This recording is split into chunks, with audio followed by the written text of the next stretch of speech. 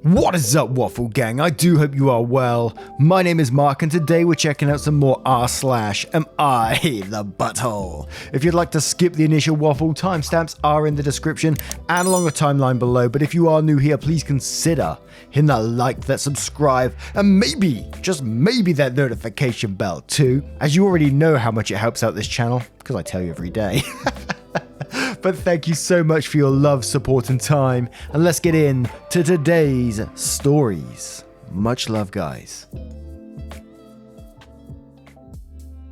Now, our first story comes from Comprehensive Set 326. Am I the arsehole for excluding my son from the will?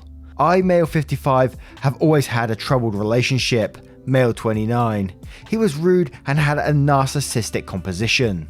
This was diagnosed by a therapist when he was 14. He always treated us as if we were beneath him. This was the same with his teachers and friends. However, my son was incredibly talented. He got into MIT and is currently making over $500k a year. We also have a daughter, female 26. She was abused by our son and tried to keep up with his standards. She didn't do as well as our son and ended up at a community college. We had to put her through years of therapy in college, and she has come to accept everyone is different. We are incredibly proud of her. The rest of our family think our son is the golden child of the family, but they are heavily mistaken. He helps out our relatives with financial problems, but will brag about it for the next year. He'll be like, "Remember you were so broke, and if it were not for me, you'd be on the streets. I'm a godsend." My son is married and has already had his first son. He has mellowed down from his narcissistic tendencies ever since he got married. His wife is a leading neurobiologist and is brilliant. She is kind and has done wonders for him. He has even started donating to charity, and I've heard from my family he is perfect in every way and we should be proud of him. I do acknowledge he has changed and I am happy for him. My wife and I are getting old. While we're not going to fall off the wagon anytime soon, we need to be prepared. We don't have a lot. We have our family home in the suburbs worth around 100k and our retirement funds. We have agreed and put the house in our daughter's name and whatever is left from our retirement funds.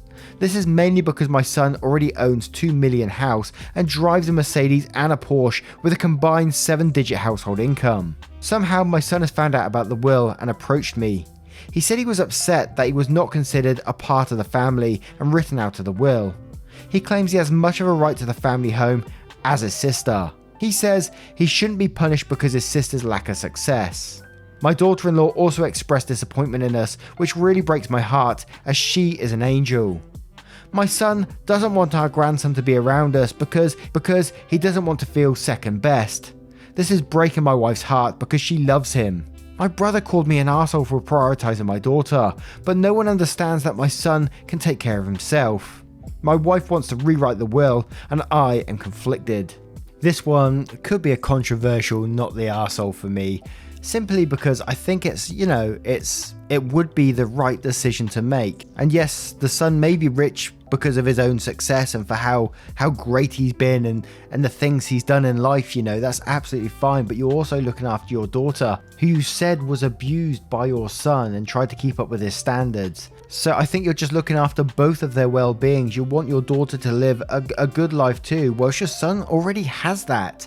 The only thing I would say you may be the arsehole, and I don't know again if this may be controversial, is not discussing it beforehand. I don't know if you did or not, like sitting your son down and saying, look, we're going to hand everything over to daughter because look what you've got already. Look what daughter's got. It's the reasonable thing to do. And you don't owe him that by any means because it's your will. But at the same time, I think it was something that I would do if I was in that position. And to me, I think that's just kind of putting all the narcissism and things aside in this situation, which again may be wrong. I'm not totally sure on this one, to be quite honest, but I'm going to go with a not the arsehole. And let's check out to see what the comments say. Wintermouse93 says, not the arsehole, I don't believe he's changed at all. His reaction still sounds like the manipulation of a narcissistic person.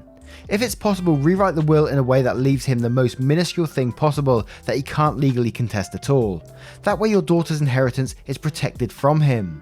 And Lay says, your son and his wife need to understand that your will is not a sentimental document through which you declare your love for children. It's a practical document that benefits your daughter only because your son is already stinking rich. If you can't accept that, I don't think he's recovered from his narcissism quite as much as you think.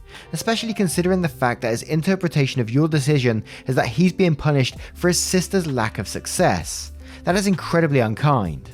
Offer him things you have related to his childhood, or choose some things for him to include in your will so he can't contest. At the end of the day, it's your money and your house to give away. He does not have any automatic right to any of it.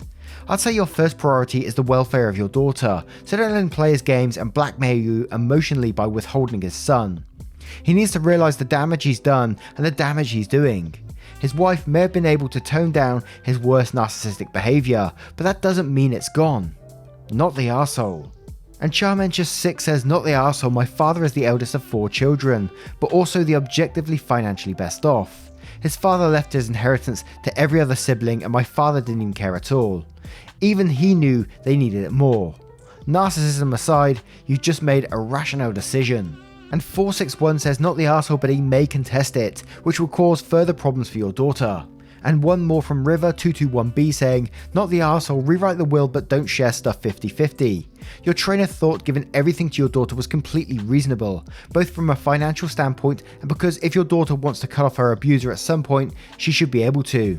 Instead, give your son small things that have basically no monetary value but are emotionally important. For example, photos, family heirlooms, small trinkets from his childhood, etc. In this way, you keep it in such a manner he still gets the emotional part fulfilled while ensuring your daughter has to meet him at most once or twice after passing, if she chooses to distance herself, and that you're not giving more stuff to a millionaire. ETA, because giving more stuff to a millionaire is quite frankly stupid. If he wants to go back to his childhood home, he shouldn't have abused your daughter.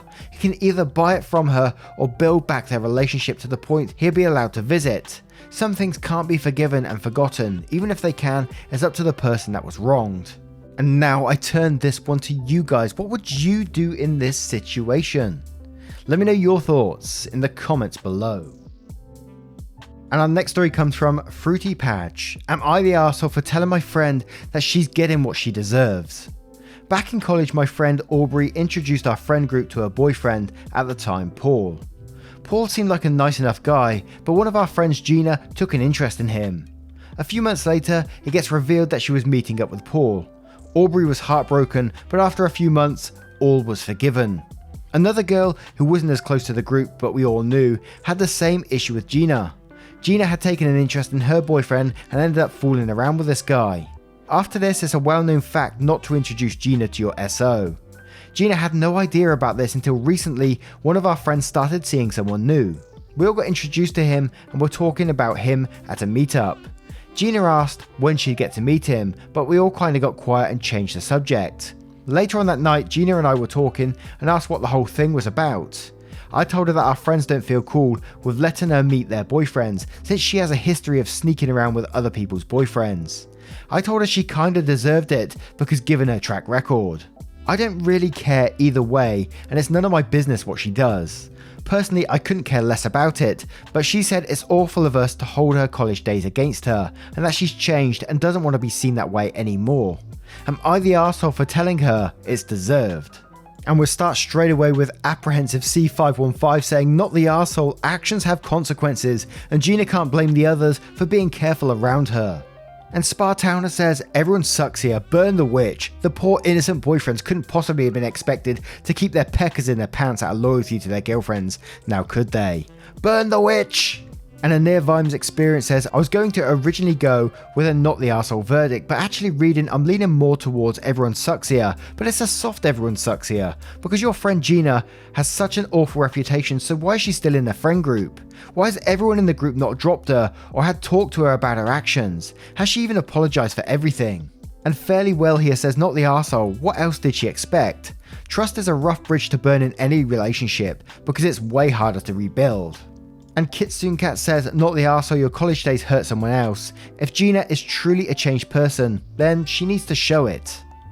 And now I turn this one to you guys. What do you guys think of this situation and how would you deal with it?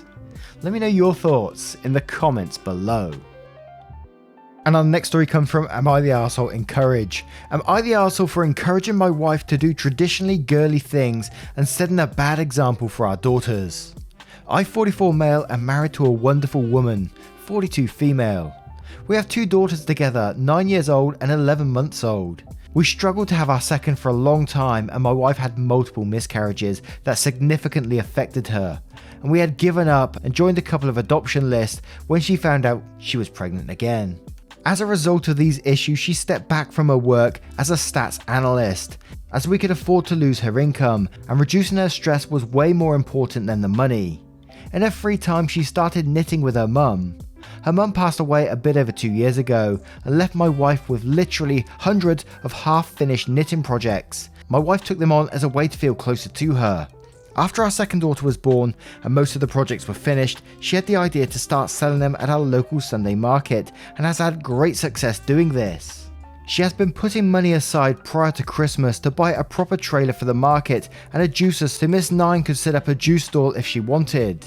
I got an unexpected Christmas bonus from work and decided to buy a trailer and juicer for them as a surprise, which they loved, and my wife used the money she saved to set up a website for her small knitting and clothing repair startup. I think this is great as it's low stress for her and she seems really happy. The problem came up because my mum visited us over Easter and was not at all happy when she found out my wife's new business idea. She went mental at me for encouraging my wife to throw away her career in favour of something girlier, and said it would never succeed and I was an arsehole for wasting my Christmas bonus on the trailer when I could have spent it on a holiday or given money to family. I ended up asking her to leave because she was screaming in front of the girls and upsetting them. Now I am conflicted. On one hand, my wife assures me that this is what she wants to be doing, but on the other hand, my mother is never like this, so I feel I must have really done something wrong. Now almost a week on, there's still a huge family argument over this, and I feel like it's my fault. Am I the arsehole here? It's one of those ones where you start off reading the title and you think, oh dear, this could be a bad one.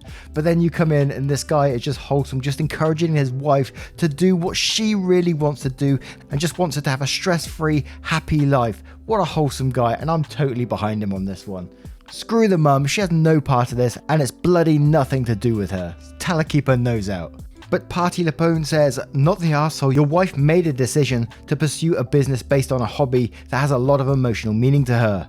You're being supportive of that. As long as neither of you is forcing your daughters to do girly things they don't want to do, it's fine. Also, your 9-year-old is getting a front row seat to how a small business is run. Your mum's reaction was probably more about her than you. And Poison Harl says, and quotes, my wife assures me that this is what she wants to be doing, and then says, that's it. That's all I need to know, not the arsehole. But in case that wasn't enough, and quotes again, I decided to buy the trailer and juicer for them as a surprise, which they loved. And one more quote, it's low stress for her and she seems really happy. And then says, yep, you're doing the right thing, bud. Don't stress. An Unusual Teapot says, not the arsehole, it sounds like these decisions are driven by your wife and you are just supporting them. Looking down on traditionally female jobs and arts is actually pretty sexist. Women shouldn't be restricted to only those roles, but they shouldn't be looked down on for doing them either. They should command just as much respect as any other job or art, and anyone of any gender should be able to do them with pride. And one more from Dangerous Plate saying, and quoting, or given money to family instead, and then says, that's probably your clue right there, OP. Sounds like she's angry that she didn't get the money. Not the arsehole, if this is out of character for your mother, then there's probably something else going on. She is way out of line here. If you had forced your wife to quit her job and forced her into the startup, sure, you would be encroaching on arsehole territory. But since that's not the case, you're in the clear. You did a really lovely thing for your wife and daughter. Do not feel bad about it. Listen to your wife when she tells you she's happy. And now I turn this one to you guys. What do you guys think of this situation and how would you deal with it? Let me know your thoughts in the comments below. And our next story is from a throwaway account. Am I the arsehole for laughing when my daughter asked if her doctor was pregnant? My daughter, Zoe 6, has ulcerative colitis, and we go to hospital every 8 weeks for infusions and a check-in appointment with her GI doctor. Let's call him Dr. A. Zoe has phone appointments with Dr. A for around 6 months, and we saw him the first time in person yesterday. He's gained around 20 pounds since Zoe saw him last, and he has a very round belly now. Dr. A walked in, and Zoe looked at him and said, Dr. A, is there a baby in your tummy? I had my son last year and 3 infusion clinic nurses got pregnant within the last 6 months, so Zoe associates round bellies with babies. I laughed and told Zoe that boys can't have babies, and she said okay and took her colouring book and crayons out of her backpack. I apologised to Dr. A and explained that Zoe, being 6 and not knowing better, associates round bellies with babies and pregnancy. Dr. A scolded me for not explaining to Zoe that what she said was rude. I explained again that she's 6 in kindergarten and they say silly things sometimes. He scoffed and rolled his eyes before checking Zoe's test results and was short with me for the rest of the appointment, so I wanted to know if I was the arsehole. Edit, I'm planning on having a talk with Zoe about commenting on people's bodies, but I wasn't going to do it in the middle of the infusion clinic.